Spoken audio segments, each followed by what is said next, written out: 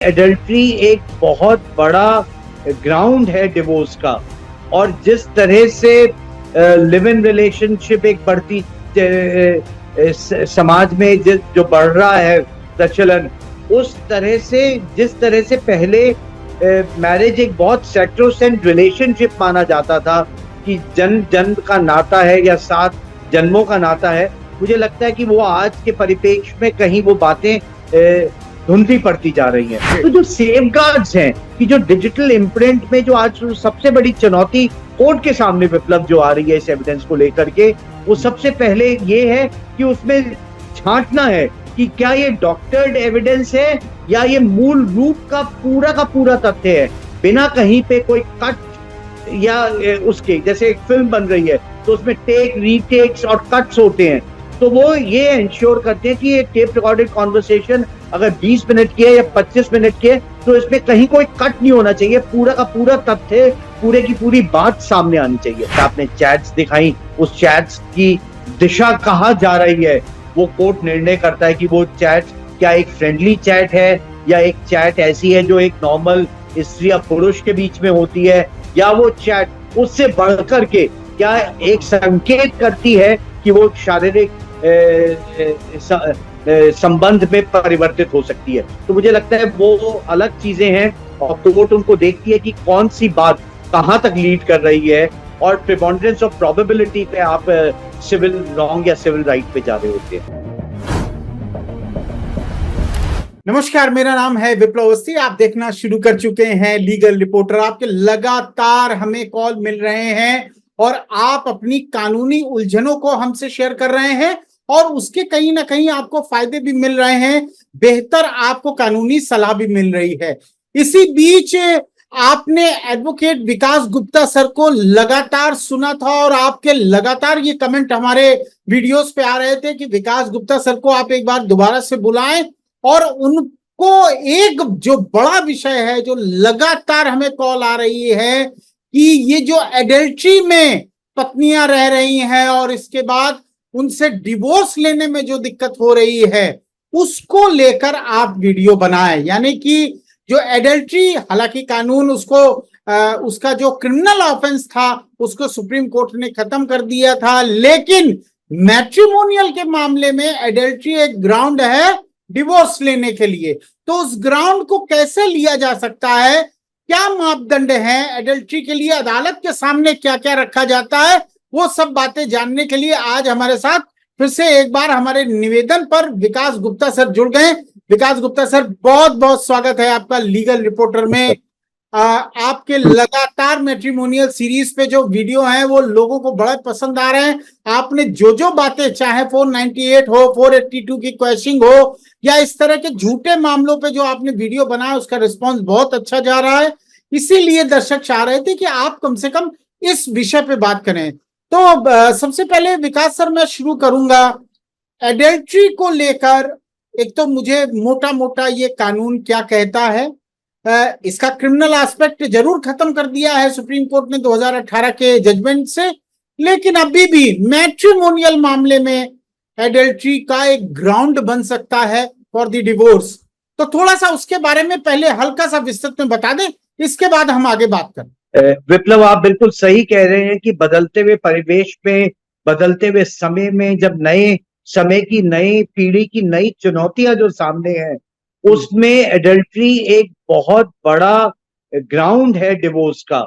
और जिस तरह से लिव इन रिलेशनशिप एक बढ़ती समाज में जो बढ़ रहा है प्रचलन, उस तरह से जिस तरह से पहले मैरिज एक बहुत सैक्रोसेंट रिलेशनशिप माना जाता था कि जन्म जन्म का नाता है या 7 जन्मों का नाता है, मुझे लगता है कि वो आज के परिप्रेक्ष्य में कहीं वो बातें धुंधली पड़ती जा रही हैं। तो उस परिप्रेक्ष्य में एडल्ट्री एक काफी बड़ा, स्पेशली बड़े शहरों में, टियर 2 में और टियर 3 में एक बड़ी उज्जवल समस्या बनकर के सामने आ रही है। और हमारे पास कई ऐसे नवविवाहित या कुछ समय के बाद विवाहित दाम्पत्य में सामने आते हैं और वो अलेज करते हैं कि उनकी वाइफ एडल्ट्री में है, और बिना वकील के बात किए हुए भी वो उन पे काफी समय से स्पाई से कर रहे होते हैं। व्हाट्सएप का युग है, फेसबुक का युग है, इंस्टा का युग है। तो काफी लोग खाली फॉलो करने के साथ साथ आपका अपना स्पाउस आपको स्टॉक भी कर रहा होता है कहीं ना कहीं, आपकी हर मूवमेंट पे, आपकी हर चीज पे निगाह रख रहा होता है। और मुझे लगता है कि वो इन द प्रोसेस कई बार सही भी होता है और कई बार गलत भी होता है, कि ओवर एंथुजियाज्म हो जाता है, उसको लगता है कि ये चीज शायद अडल्ट्री की तरफ इशारा कर रही है। तो मुझे लगता है कि कहीं सही है और कहीं गलत है, लेकिन हाँ, आज के परिप्रेक्ष्य में अडल्ट्री एक बहुत बड़ी चुनौती बन करके ठीक है, डिवोर्स का कारण बन के सामने ठीक है, आया है। ठीक है। जो विकास सर, चूंकि 100 में से जो 70% कॉल हैं इस समय, मैं आपको 70% का बता रहा हूं। जो कॉल्स हैं वो लगातार हस्बैंड ये कहते हैं कि साहब हमारी पत्नी एडल्ट्री में है, अपने कुलीग के साथ, अपने पड़ोसी के साथ, अपने बॉयफ्रेंड के साथ, तमाम रिश्तों में वो इस तरह एडल्ट्रेशन में है। और बकायदा बच्चे होने के बावजूद उसका कोई इम्पैक्ट नहीं है, दो दो तीन तीन बच्चे हैं उसके बावजूद भी इस तरह के हैं। तो मैं सबसे पहले तो शुरुआत ये करूंगा, जो पीड़ित पति है वो फर्स्ट इंस्टांस पे पहला कदम, अगर उसको पता चल जाता है तो पहला कदम क्या होगा, नंबर 1। नंबर 2 चीज, कलेक्शन ऑफ एविडेंस। एडल्ट्री के ग्राउंड को तो निश्चित रूप से आप कोर्ट के सामने डिवोर्स का ग्राउंड बना सकते हैं, कानून भी कहता है, लेकिन एविडेंस को कलेक्ट करने का तरीका वो जरा थोड़ा सा हमारे दर्शकों को बता।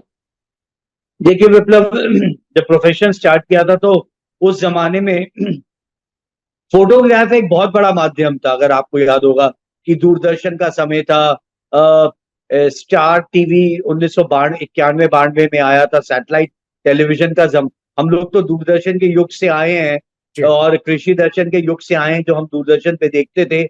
90s में जाकर के सैटेलाइट टेलीविजन आया। तो जब प्रोफेशन स्टार्ट किया और एक लंबे अरसे तक फोटोग्राफ से एक बहुत बड़ा एविडेंस होता था कि आप डिटेक्टिव को लगाते थे और फोटोग्राफ्स के माध्यम से आप एडल्ट्री को प्रूव करते थे। बदलता समय है, टेक्नोलॉजी ने जो पिछले 20 साल में किया है, शायद जो पिछले 5000 वर्षों में नहीं हुआ, वो टेक्नोलॉजी ने पिछले 20 साल में किया है। और मैं अगर देखूं, आप भी देखेंगे, आपको भी एक लंबा अरसा हो गया लीगल रिपोर्टिंग करते हुए। आपने सुप्रीम कोर्ट, विभिन्न हाई कोर्टों को कवर किया है इतने लंबे अरसे में। तो जो बदलते हुए टेक्नोलॉजी के बदलते हुए रूप को हम सबने जीवांत किया है, देखा है और एहसास किया और जिया है साथ में। उस बदलते हुए युग में विप्लव, फोटोग्राफ्स को आज टेक्नोलॉजी को इंस्टा ने ले लिया है, फेसबुक आ गया, व्हाट्सएप आ गया। तो आज का जो जमाना है वो पूरा का पूरा डिजिटल आपके पास एविडेंस क्रिएट हो रहा है। जेरोक्स और कोडैक का जमाना खत्म हो गया और आज डिजिटल का जमाना आ गया है। तो वो एविडेंस सारा का सारा डिजिटल फुटप्रिंट है। और एक बड़ी अच्छी बात है विप्लव, कि जो एक डिजिटल फुटप्रिंट होता है वो हमेशा स्थायी रूप तक रहता है। एक बार वो जब इम्प्रिंट हो गया, जिस तरह से आप अगर ईडी के भी मुकदमे देखते हैं कि money trail will always leave a impression, उसी तरह डिजिटल इम्प्रिंट एक बार होने के बाद उसको आप चाहें तो भी वर्चुअल वर्ल्ड से हटा नहीं सकते। तो वो एक बहुत बड़ा माध्यम आज बन गया है कि एविडेंस जिसको कोर्ट देख भी रही है।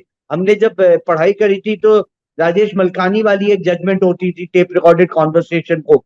तो आज के वक्त में तो एविडेंस को इतना रूप दे दिया गया है, उसमें बहुत सारे बदलाव आ गए हैं और कलेक्शन के साथ साथ बहुत ज्यादा डिजिटल एविडेंस क्रिएट हो गया और उस पर फॉरेंसिक आने लग गया है।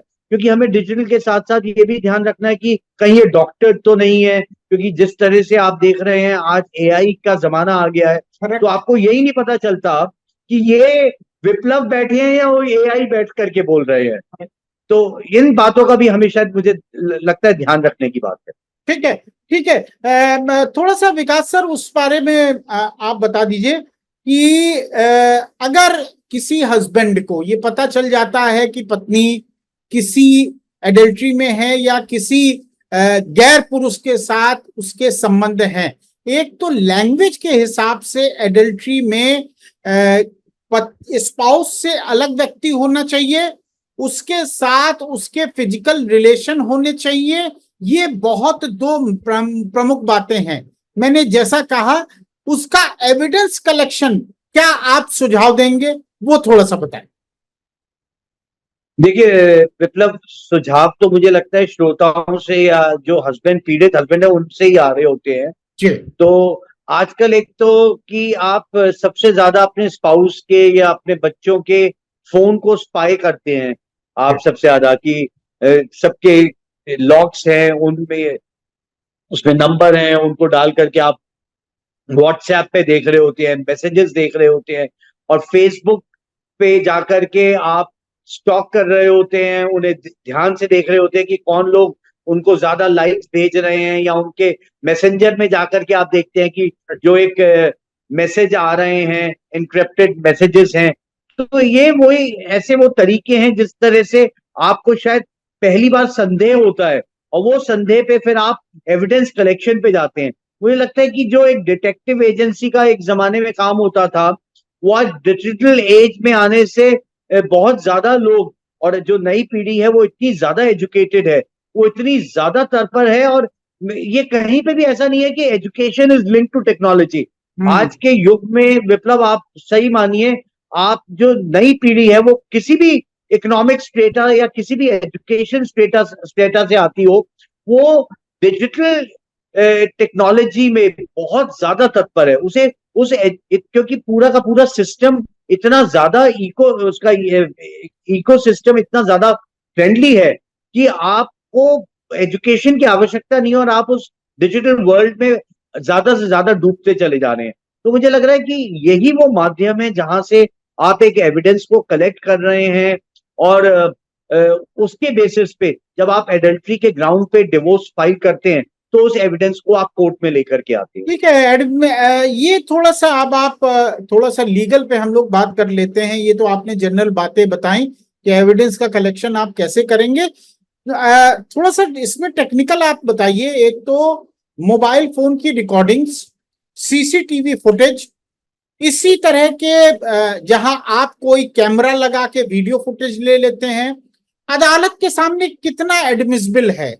क्या उनमें कोई आपत्तियां भी आती हैं, या आप सीधे कोर्ट के सामने अंडर इंडियन एविडेंस एक्ट, जो कि अब नया बदल भी गया है, उसके अंतर्गत आप 65B पहले था और अब बदलाव हुआ है, तो उसके अंतर्गत अपना एक फाइल करते हैं और अपनी सीडी है या पेन ड्राइव है आप जमा कर देते हैं। तो क्या एडमिसिबल है, वो उसके बारे में थोड़ा सा बताइए।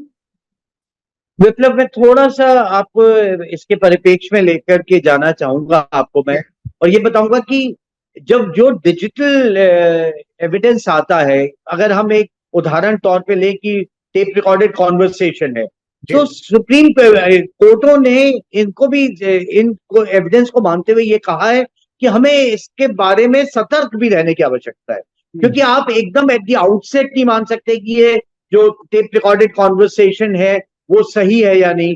कोर्ट का ये मानना है कि कोर्ट को ये देखना होगा जिसके समक्ष ये एविडेंस लाया जा रहा है कि क्या ये डॉक्टर तो नहीं है, क्या ये बीच में तोड़ मरोड़ करके तो नहीं दिया। आपने देखा होगा कि कई कर्नाटका की असेंबली में कुछ विधायकों को आपत्तिजनक वीडियो देखते हुए पाया गया, या उनसे बात करी तो ये देखा गया, या कोई कॉन्वर्सेशन हुई वहां के पूर्व मुख्यमंत्री की किसी और से, तो ये देखा गया कि क्या ये डॉक्टर तो नहीं है ये रिकॉर्डेड कॉन्वर्सेशन। तो जो सेफ गार्ड्स हैं कि जो डिजिटल इम्प्रिंट में जो आज सबसे बड़ी चुनौती कोर्ट के सामने विप्लव जो आ रही है इस एविडेंस को लेकर के, वो सबसे पहले ये है कि उसमें छांटना है कि क्या ये डॉक्टर्ड एविडेंस है या ये मूल रूप का पूरा तथ्य है, बिना कहीं पे कोई कट, या उसके जैसे एक फिल्म बन रही है तो उसमें टेक, रीटेक्स और कट्स होते हैं, तो वो ये इंश्योर करते हैं कि ये टेप रिकॉर्डेड कॉन्वर्सेशन अगर 20 मिनट की है या 25 मिनट की है, तो इसमें कहीं कोई कट नहीं होना चाहिए, पूरा का पूरा तथ्य, पूरे की पूरी बात सामने आनी चाहिए। और जहां तक बात ये है कि जो ज्यादा मैं आपको, क्योंकि पुराने एविडेंस एक्ट के बारे में जो ज्यादातर आपके श्रोता भी जान रहे हैं, आईपीसी को भी लेकर के, सीआरपीसी को लेकर के और एविडेंस एक्ट को, 65B का सर्टिफिकेट आप तो सिर्फ ये है कि आपने पूरा का पूरा ये एविडेंस किसी इंस्ट्रूमेंट पे से, किसी कंप्यूटर पे से, किसी लैपटॉप पे से, किसी फोन पे से डाउनलोड किया है, और बिना किसी फेर बदल के बिना किसी संशोधन के आपने कोर्ट के समक्ष लेकर के आए हैं। तो ये बात हुई। अब विप्लव सबसे बड़ी बात ये आती है कि आप कहेंगे कि ये राइट टू प्रिवेसी है, बट राइट टू प्रिवेसी भी आपका विद सर्टेन रिस्ट्रिक्शंस हैं। अगर आप कोई एविडेंस को लेकर के आ रहे हैं तो कोर्ट को देखना होगा कि किस परिप्रेक्ष्य में वो है। क्या वो आपका राइट टू प्रिवेसी को इन्फ्रिंज कर रहा है? अगर आप किसी और के राइट्स को हनन कर रहे हैं तो वो आपका राइट कैसे हो सकता है? ठीक है, मैं इसको और क्वेश्चन को और साधारण आपके लिए फ्रेम कर देता हूं। एक हस्बैंड है और उससे शक है अपनी पत्नी पे, उसने उसकी कॉल रिकॉर्डिंग्स को उसके मोबाइल से निकाल लिया है, या उसने कॉल रिकॉर्डिंग का ऑप्शन उसमें डाल के ऐप के थ्रू उसको निकाल दिया और कोर्ट के सामने जमा करता है। अब इस कंडीशन में वाइफ जाके ये विरोध जताती है कि justice पुट्टा Swami versus union of India का लैंडमार्क सुप्रीम कोर्ट का जजमेंट है, जिसमें राइट टू प्राइवेसी यानी कि निजता का अधिकार दिया गया है। तो वाइफ ऑब्जेक्शन उठाएगी कि साहब ये मेरी निजी बातें ये कोर्ट के सामने ले आए, जो कि कोर्ट को नहीं माननी चाहिए। इस पर हम विकास गुप्ता सर से जानेंगे कि उनकी सैंक्टिटी क्या है। अगर आपके केस में भी आप लगाने जा रहे हैं, सीसीटीवी हो या मोबाइल रिकॉर्डिंग हो और चाहे टेप रिकॉर्डिंग, इस तरह जो भी सामान है, तो उस समय जब आपको अपोज आए तब आप क्या कहेंगे? विकास सर, इसका जरा आंसर दे दीजिए जी। हाँ, मैं स्टार्ट करता हूँ। जो आपने बड़ा अच्छा सवाल लिया विप्लव, कि राइट टू प्रिवेसी को एक फंडामेंटल राइट माना गया है आर्टिकल 21 में। ये 7 जजेस कॉन्स्टिट्यूशनल बेंच की जजमेंट आई। और लेकिन अभी सिर्फ की tape recorded conversation between a wife, ये राइट टू प्रिवेसी का हनन हो रहा है। ये थोड़ा ग्रे एरिया है इस जजमेंट के बाद से, क्योंकि अगर आप मध्य प्रदेश हाई कोर्ट को देखोगे तो उन्होंने इस एविडेंस को जो लिया नीचे के ट्रायल कोर्ट ने और एक ग्राउंड बनाया डिवोर्स का, उस ऑर्डर को सेटिसाइड कर दिया। लेकिन जब आप बड़े शहरों में बॉम्बे हाई कोर्ट पे जाते हैं या दिल्ली हाई कोर्ट में जाते हैं, तो इन तथ्यों को, इन एविडेंस को कोर्ट ने माना, नीचे ट्रायल कोर्ट ने, फैमिली कोर्ट ने, और उसको बेसिस ऑफ डिवोर्स माना उस एविडेंस को कि ये अडल्ट्री साबित हो पा रही है, और उसके बेसिस पे उसको दिया।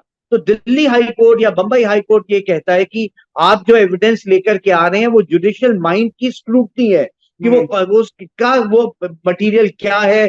क्या वो जो एक हस्बैंड और वाइफ की कॉन्वर्सेशन है वो एक प्रिविलेज कॉन्वर्सेशन है, लेकिन अगर एक वाइफ एडल्ट्री में है और किसी और से बात कर रही है, और जो मेरे किसी एक हस्बैंड के राइट को अगर वो डिफीट कर रही है, तो वो उसका फंडामेंटल राइट या उसका राइट टू प्रिवेसी कैसे हो सकता है?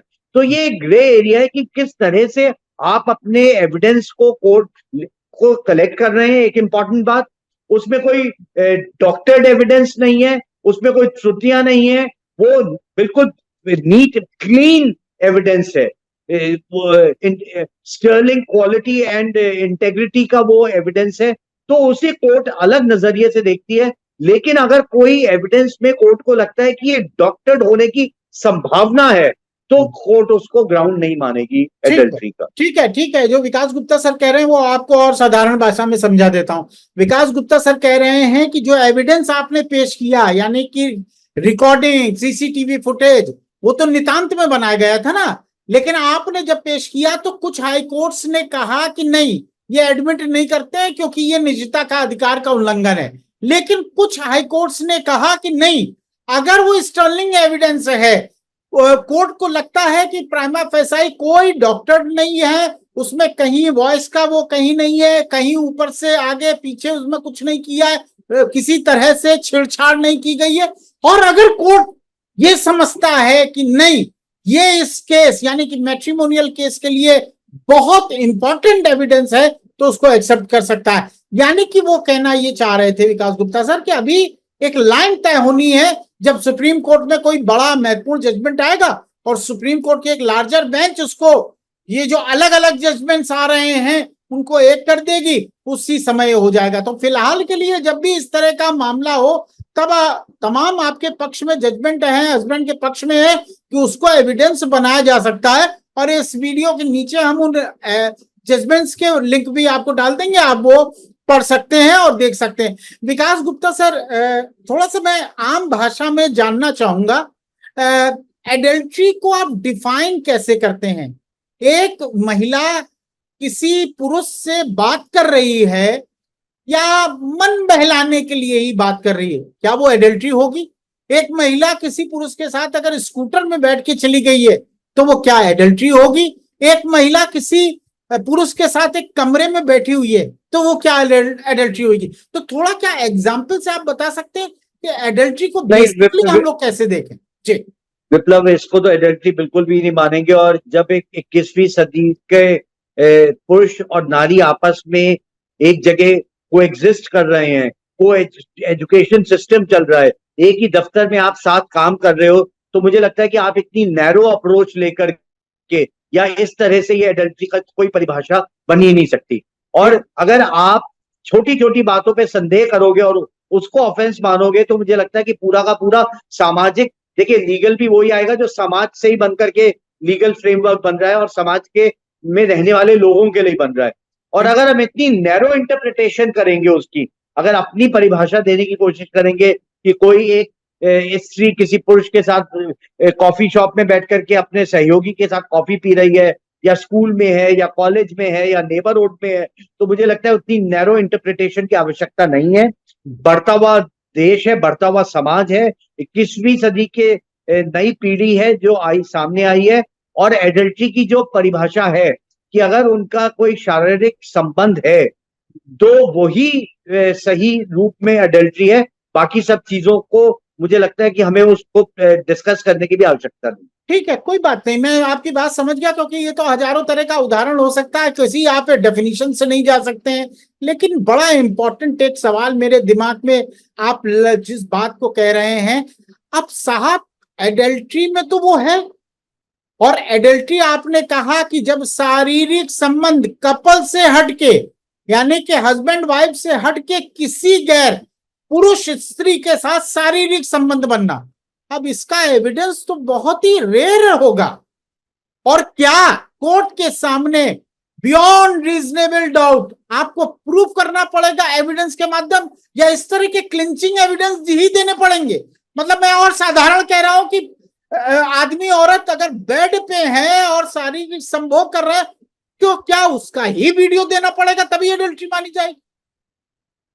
नहीं विप्लव, ये क्रिमिनल लॉ नहीं है जहां पे बियॉन्ड रीजनेबल डाउट आपको प्रूव करना पड़ता है। तो पहली बात तो एडल्ट्री का जो ग्राउंड ऑफ डिवोर्स में है वो एक सिविल राइट या सिविल रॉन्ग है। तो उसका जो मापदंड है वो नहीं है जो एक क्रिमिनल लॉ में एविडेंस की हमें आपको पता ही है प्रिपॉन्डरेंस ऑफ प्रोबेबिलिटी है, वहां पे बियॉन्ड रीजनेबल डाउट है। तो दोनों में मापदंड बहुत फर्क है।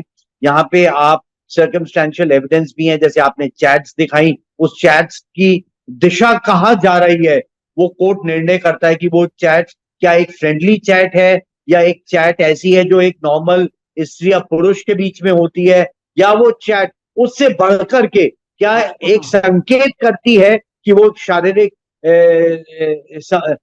संबंध में परिवर्तित हो सकती है। तो मुझे लगता है वो अलग चीजें हैं और कोर्ट उनको देखती है कि कौन सी बात कहां तक लीड कर रही है, और प्रिपॉन्डरेंस ऑफ प्रोबेबिलिटी पे आप सिविल रॉन्ग या सिविल राइट पे जा रहे होते हैं। ठीक है, यानी कि आप विकास सर जो कहना चाह रहे हैं वो बड़ा इंपॉर्टेंट है कि कोर्ट का एक तो बड़ा रोल है जब आप इस तरह के एविडेंस लगाएंगे, और उस एविडेंस को उस कसौटी में कसना चाहिए कि क्या वो एविडेंस जिस मामले के लिए दाखिल किए गए हैं उसी से संबंधित है, क्या डॉक्टर है या नहीं है, क्या उनके साथ छेड़छाड़ हुई है नहीं है, उनका पर्पस क्या है, उनको क्यों लाया गया है, ये कोर्ट को देखने का है। और दूसरा जो इंपॉर्टेंट बात सर ने कही, जो मैं समझ पा रहा हूं कि एडल्ट्री के ग्राउंड को प्रूव करने के लिए भी अदालत का एक बड़ा रोल होता है।